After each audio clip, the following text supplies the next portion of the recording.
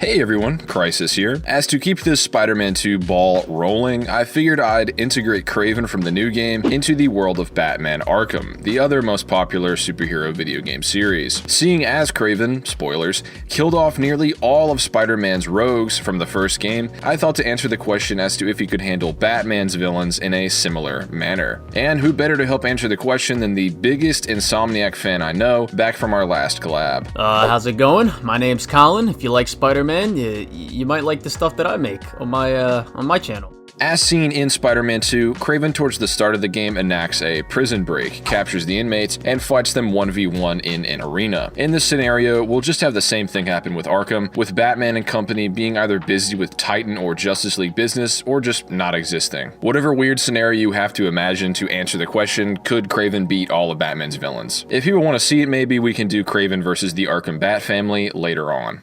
But first, I feel that I'm morally obliged to tell you about Atlas VPN. Are you tired of feeling vulnerable online, missing out on your favorite shows, and overspending on subscriptions? Well, I've got some exciting news for you today. With Atlas VPN, your online safety is a top priority. Say goodbye to the rogues gallery of hackers with their state-of-the-art encryption. Your personal data could be more secure than the Batcave. Don't let location restrictions hold you back from watching the latest series and documentaries. Atlas VPN will help you access Netflix libraries from around the world. In fact, the entire Batman animated series is streaming now on Netflix Canada, which I can now watch with the click of a button. All those monthly subscriptions can really add up, but with Atlas letting you watch more of your favorites across a single service, it'll really protect your wallet. You no longer have to fall victim to those sneaky third-party links hitting you over the head with a digital crowbar. Atlas VPN shields you from phishing attacks and malware, so you can browse worry-free. Sick of those annoying ads and virus-ridden websites? Atlas has you covered. This VPN keeps your online experience clean and ad-free. Worried about your search history being tracked? Atlas VPN as well ensures your Google searches are kept completely private, kind of like a secret identity, giving you that peace of mind. Seize the incredible opportunity to join Atlas VPN for only $1.83 per month, and it'll even throw in an extra 3 months, all packaged by a 30-day money-back guarantee. Safeguard your privacy and unlock the myriad of benefits of Atlas VPN at an unbelievably low cost. Act fast, as this special offer is available for a limited time only. To grab this deal, simply scan the QR code or click the link provided in the video description and pinned comment below. Now, back to the video. So within this hypothetical, each villain, more or less as they were by Arkham Knight, will be contained and then forced to fight in the arena that Kraven puts them in, with pretty much no clue who Kraven is, while also being given their best gear and a fighting chance. As Kraven says himself, he studies all his prey, so given that, we'll be operating under the assumption that Kraven has considered the strengths and weaknesses of the Arkham inmates, as was the case with the Insomniac cast. For those who think this isn't exactly fair, that's just what Kraven does. The question here is essentially how far would Kraven go against Batman's rogues if he underwent the same plan as seen in the game, Spider-Man 2. So this is exactly what he would do while being in character. After getting a lot of comments on our last collab, people were complaining about me granting Batman the statistics of Spider-Man, and that was pretty much due to the fact that Batman would get killed by like even low-tier Sinister Six members. I've done videos on Batman versus Spider-Man that kind of explain that already. So for the sake of this video, we're just going to be considering Kraven scaling from his game. So based on his fights with Peter Parker and the villains from the first game, any feat or calculation presented in those are going to be applied to Kraven, and he's going to be dealing with the Arkham villains as they are based on their feats and strength within those games, just to make it super crystal clear. With all that said, in his quest to find a worthy rival, someone to end him in an all-out fight to the finish, does Kraven solo the Arkhamverse? I think we can all agree that Kraven's punching in every one of the weird serial killer's tickets. People like Professor Pig, Zsasz, Mad Hatter, and the like. If Kraven would even think to go after them or consider them threats at all. Keep in mind again, Kraven's looking for somebody that can kill him in a full-on fight, so I don't even think he would really see that potential in any of these guys anyway. Mad Hatter's mind control tactics probably wouldn't even work on Kraven. We know that Scorpion's toxin had no effect on him, which sent Spider-Man into a scarecrow kind of hallucination. And Kraven seemingly surprisingly didn't think Mr. Negative could take him out, as he'd sooner use him to potentially draw out the rage of Miles instead of just fighting him. Even still, I don't see Mad Hatter managing to physically even reach Kraven's head to get a hat on him in the first place. Kraven would probably just hit him with a f***ing rock bottom. From then on, in the next tier of rogues, Harley Quinn and Joker, while being unpredictable, they're still pretty much considered fodder in terms of close quarters combatants. Joker usually presents the level of danger he does due to his having prepared ahead of time, or per the fact that Batman won't put him down no matter what he does. In fact, there's a moment early on in Asylum where the Caped Crusader could have prevented everything from happening,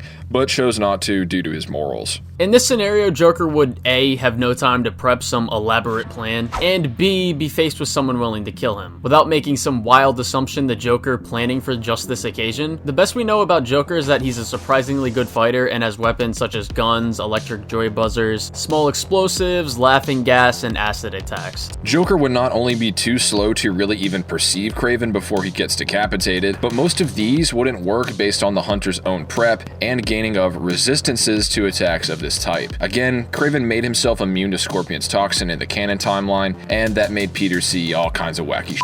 Two-Face and Deadshot are just dudes with guns, with even assault rifles landing around supersonic speeds. Spider-Man in the first game could avoid these types of projectiles, and including lightning bolts as well. Consider that Kraven pretty much blitzed base Peter, he killed Electro, and clashed with an enraged Black Suit Peter. If Spider-Man, while holding back with broken bones, can dodge attacks nearly 650 times faster than assault rifle fire, these guys aren't tagging Kraven. Copperhead with her poison would go similarly to Kraven versus Scorpion. He'd either prep to counter her poison, or Kraven's just too built different to be affected and he would just body slam her or just violate her like Batman does in Arkham Origins. Physically, Scarecrow clearly isn't a threat, and people with great mental fortitude can fight even while under the Fear Toxin's infection, with the Hunter's willpower being described as his greatest strength. It's safe to say based on that, he'd have pretty top tier resistances in the Arkhamverse, and should scale to Peter's ability to fight through similar ailments. And then snap Crane's neck. Ra's al Ghul is kind of the opposite, where his physical prowess is top tier, but he lacks any like crazy powers. Skill-wise, Ra's is called a superb hand-to-hand fighter. However, even Kraven's goons are called the best in the world, which at face value scales them above Taskmaster and Silver Sable, both extraordinary martial artists in their own right. And to those who bring up MJ taking these guys out, here are the words of Insomniac Spider-Man's creative director. I just said, like, make her feel like a hero.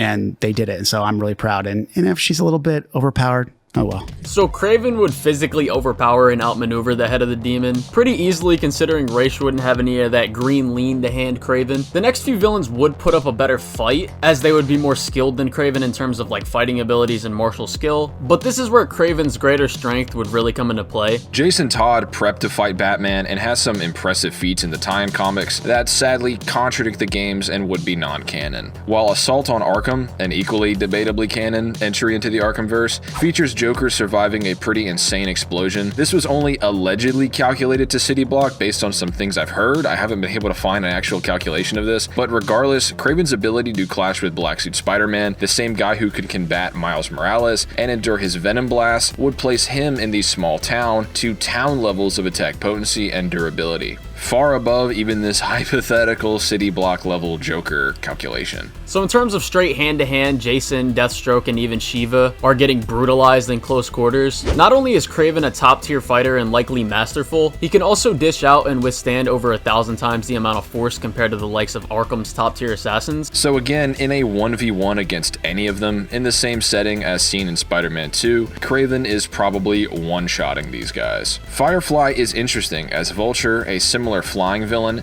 seemed to give Kraven some trouble, but he did ultimately put him down. Electricity boasts intense heat, according to the National Weather Service, 5 times hotter than that of the surface of the sun, with Kraven having dealt with Electro, who can also fly and fire lightning blasts. So per this, he should be able to do the same to Firefly. If he can sufficiently take down another flyer who shoots blasts hotter than the sun, I think he can deal with a guy with a flamethrower. Mr. Freeze does boast the status effects that could low-key do Kraven in. No one in the Insom games has managed to resist sub-zero temperatures, so if Kraven was hit by a freeze beam, he might become a caveman for the future generations to discover, or maybe Kraven will even prep and just make a suit like Batman does with the XE suit in Arkham Origins, the DLC, the Cold Heart DLC. At the same time, the speeds of these blasts probably probably land around the speed of assault rifles or electricity at best, seeing as those are pretty much the fastest things that either Batman or Catwoman have reacted to in the verse. So Kraven scaling to lightning timers means he should be able to avoid these attacks, and again, just press his massive strength advantage. That, or Kraven uses Firefly's flamethrower in a similar way to how he uses the bell against Black Suit Peter. The final tier of the strongest Arkhamverse villains would naturally pose the biggest threats, but if Kraven plays his cards right,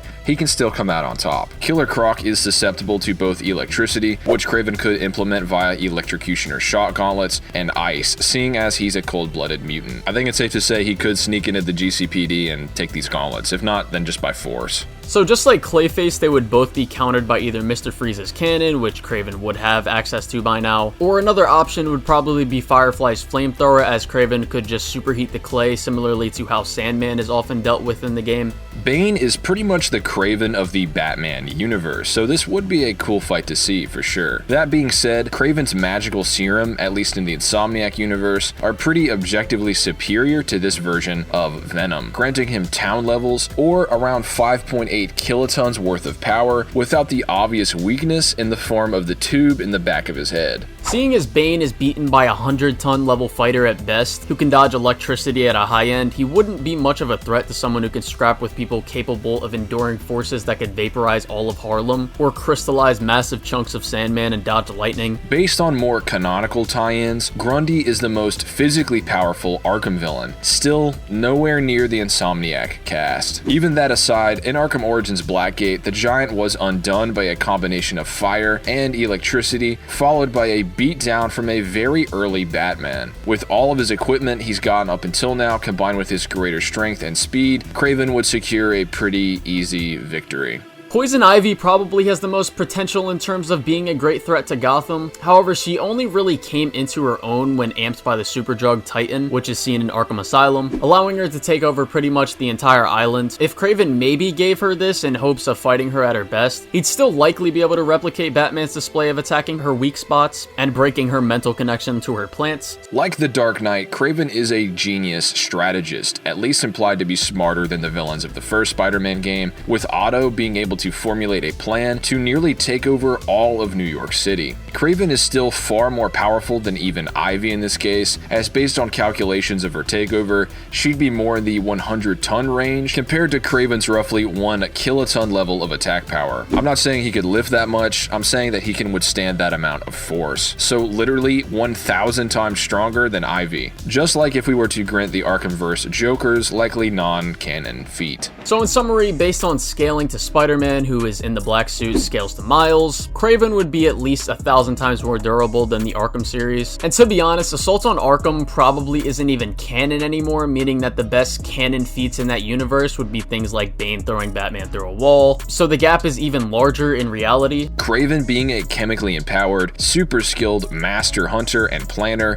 would put him above these rogues, as they are consistently undone by a similar fighter in the form of Batman. However, as opposed to the Dark Knight, they know he's never fighting to outright put them down, unlike Kraven. He'd almost be a different breed of predator than they're used to, and especially if he makes use of their often obvious and specific weaknesses, he'd pretty easily run through them. Now, if we sort of nerfed Kraven to their level, maybe give him the stats of Batman, obviously he'd have a harder time, but generally I still think it'd be possible to take down the supervillains, especially if he learns their weaknesses, like if he confiscates Firefly's flamethrower to use it against Mr. Freeze, like I said. Ironically, he'd probably have the most trouble against the martial artists rather than the dudes with Pokemon-type disadvantages. I say that because, again, Kraven, while being a top-tier hunter, and would therefore scale above people known as exemplary martial artists in terms of skill, that still wouldn't put him on the level of masters of almost every fighting style, like Shiva and Deathstroke. There's pretty much no character in the entire Insomniac universe that has statements or feats on the level of mastering every martial art or fighting martial artists at that level consistently.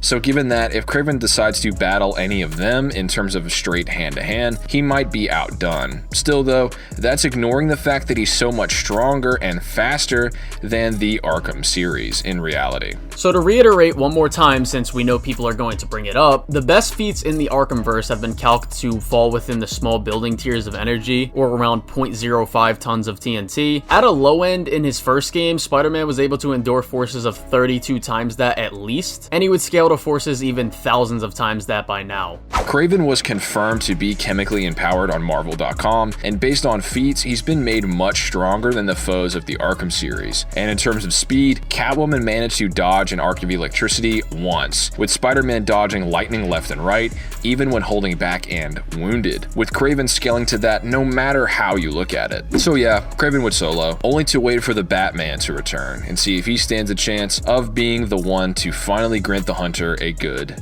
death. Thanks for watching. Check out Colin's channel for more Spider-Man and gaming videos, and I'll see you all next time.